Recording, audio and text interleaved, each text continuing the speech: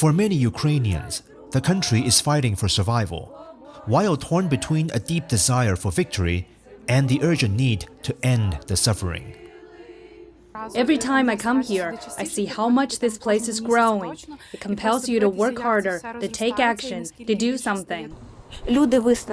Everyone is strained, and the world has started to care less about our problems because everyone has their own priorities, business, money, and other matters. But here in Ukraine, it's about human lives.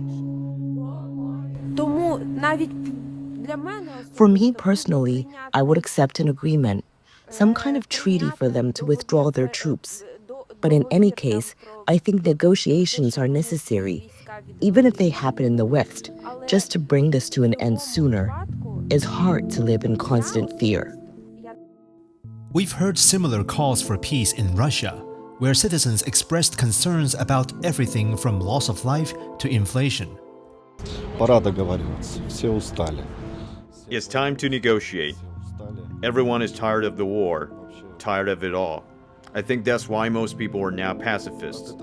Many had deep personal ties to Ukrainians, but those have since fallen apart. People are people, no matter their nationality, and they deserve to be treated with humanity.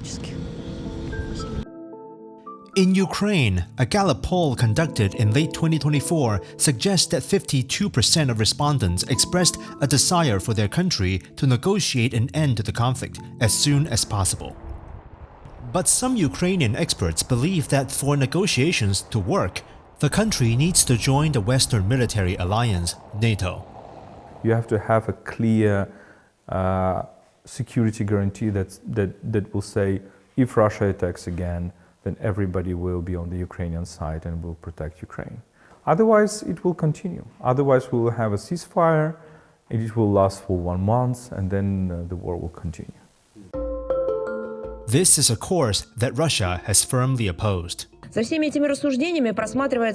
West forgets that one of the main reasons for the outbreak of the conflict was precisely his obsessive desire to drag Ukraine into NATO, to turn it into a springboard for confrontation with Russia. While NATO leaders have claimed that Ukraine is now on an irreversible path towards membership, no formal invitation has been extended.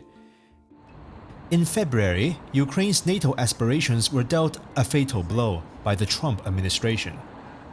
The United States does not believe that NATO membership for Ukraine is a realistic outcome of a negotiated settlement. They've been saying that for a long time, that Ukraine cannot go into NATO, and I'm okay with that. And it's an almost complete reversal of what the Biden administration was doing in Ukraine. President Trump had been the first of all Western leaders who said that dragging Ukraine into NATO was one of the main reasons of what is going on.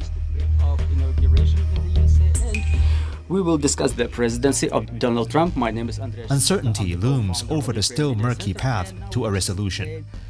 Are you concerned that he might want Ukraine to make more concessions in order to realize a quick conclusion?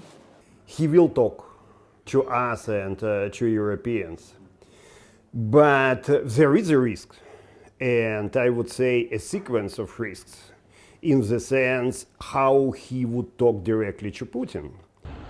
The conclusion of this 3-year conflict does not seem to be something Ukraine can determine on its own with Russia. The world is watching how parties involved navigate the situation. The clock is ticking.